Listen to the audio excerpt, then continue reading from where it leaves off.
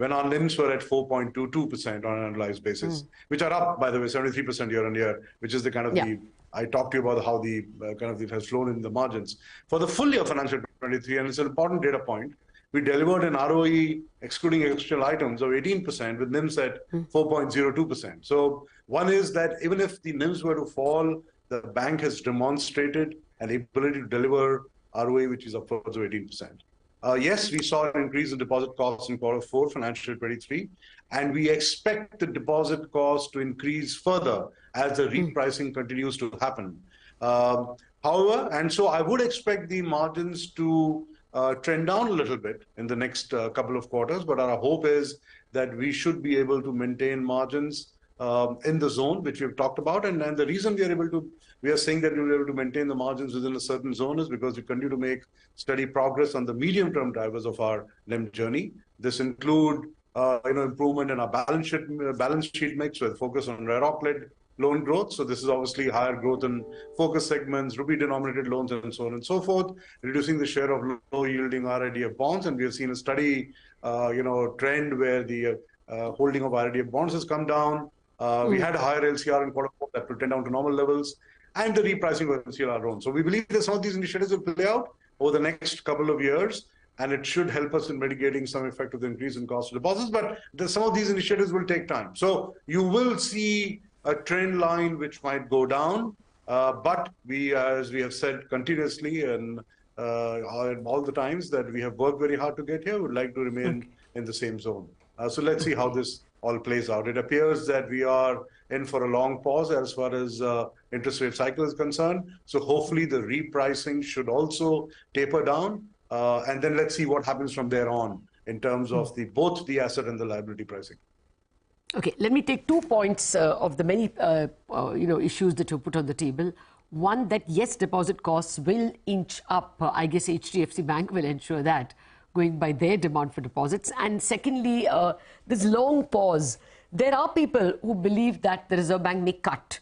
A survey I did indicated at least 2 or 3 prominent economists expecting it in as early as December, and the bulk of them expecting it in March. Okay, but if it were to be in December, then you have a lot of EBLR. So if deposits are going to inch up and your EBLR loans, external benchmark-led loans, have to be brought down, then, is there a chance that we are seeing the best of margins and it could slip below 4? Well, as I said, on one side, you have what is happening in the market on the margin. And you said that if the interest rates are cut, then obviously it will reflect some of the asset pricing for us. But as I also said with the same breath that there are a number of other levers which are at play for us, at least especially for Axis Bank. And as we continue to work with those levers, we can mitigate the impact of these, higher cost of deposits and thus a negative impact on our margins. Now, in terms of quarter on quarter, how it plays out, let's see how, what will happen. But we're very cognizant of the fact that we have worked very hard to get there. So we'd like to stay there. No, I'm not taking that away. We can see that in yours and several other banks as well.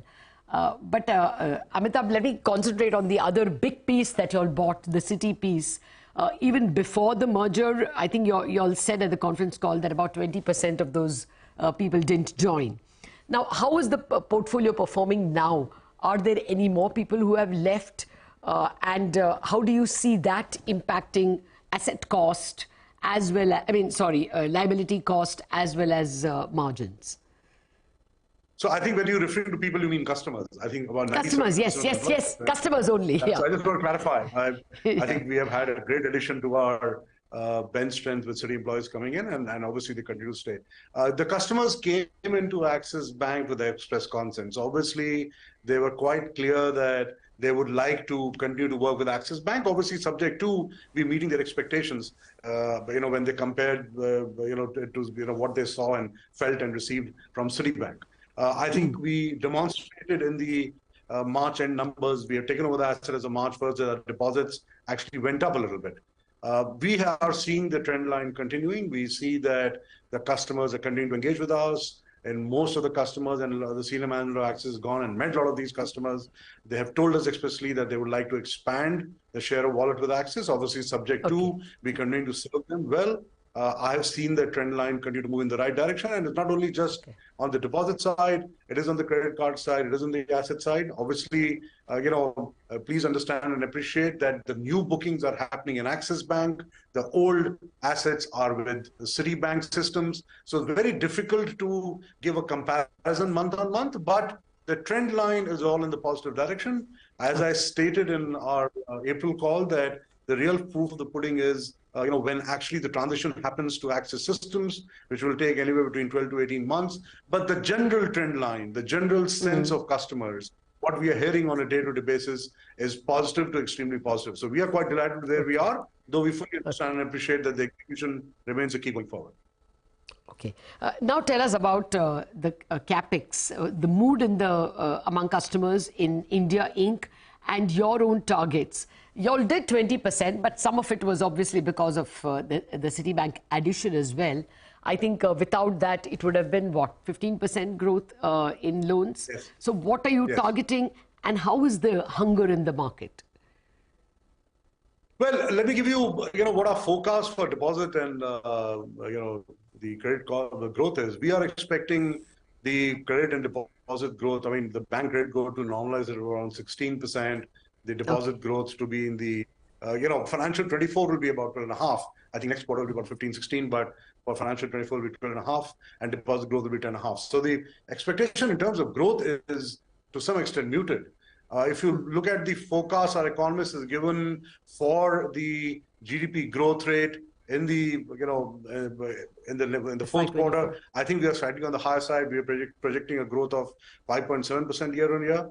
Underlying this high forecast is a strong manufacturing and mining output, much higher than the growth imputed for quarter four from the previous full financial 23 and the forecasts which are coming in within the first 3 quarters of the year. Well, let's see the actual offtake. The numbers will be out very soon. But our expectation is that I think the GDP might end up being slightly higher than what people were expecting.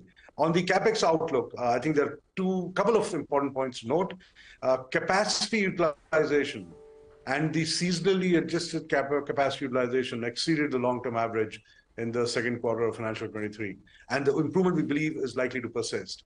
The aggregate level capacity utilization is also inched up in second quarter of financial year 23, from 72.4 to 74%. The government capex continues, and they are indicated that they're not going to stop. Indicators of fixed investment, particularly in construction, production and import of capital goods, registered robust growth in November and December. And several sectors we are seeing signs of additional capacity being created in the private sector. So our view is that the capex is slowly, gradually coming back. The numbers which are being talked about are higher than what we have heard before. I think the confidence is slowly coming in. I think there is also the expectation that the government will continue to stick to all the policies they've announced, even though the election is looming in next year. But government is not going to stop itself or change course in any form and shape. So in that sense, it is giving much more confidence to the private sector. Also, the geopolitical situation, while remaining volatile, is hopefully operating in a certain zone and giving much more comfort to the people at large. So my view is that the capex is slowly, gradually coming back. But again, as usual, we have to be watchful. Okay. Well, just a final question, and let me pack a little more in this. We are in the best of times as far as the banking sector is concerned. I believe the governor said that to the directors of the banks as well. Credit costs have never been this low. NPAs have never been this low for the past, decades maybe. Now, do you see any signs of that peaking off? SME loans, unsecured loans, any sense that, yes, the best is past? So one is that I think when people are going through the best times is when you tend to make more mistakes. Because you assume that these times will continue. So we have to be very, very watchful in terms of what are the kind of decisions we are taking today. If you want to take a bit of a pessimistic view, there are some trend lines which are available that you are seeing a bit of an uptake on 30, 60-day DBD on the personal loans. The quality of credits which are coming for approval are deteriorating a little bit. Their scores are generally lower. So you have to be extremely watchful. My view is that, again, the larger banks have taken lower credit risk. They're sitting on the lower end of the risk curve. While there's a long tail of NBFCs and fintechs which are taking a bit higher risk, relying on not necessarily income, but some factors and matrices which demonstrate income to give loans. And if there was a kind of the credit cycle going the wrong way, you will see an impact coming through there rather than necessarily into our portfolios. But we are going through really, really good times. The gross NPAs, net NPAs are at real lows, both on the wholesale and the retail side.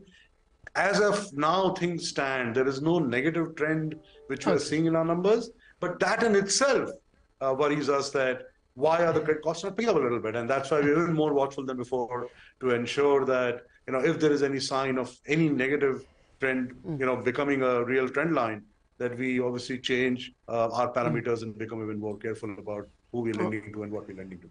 Okay, that's the best thing you can hear from a banker, isn't it? That you are terribly vigilant at this point in time. Thank you very much, Amitabh Chaudhry, for spending time with us. A very important takeaway that the capex cycle clearly is showing signs of an uptick and we should see more demand for loans. We wrap up on Bazaar on that note. Chartbusters up next.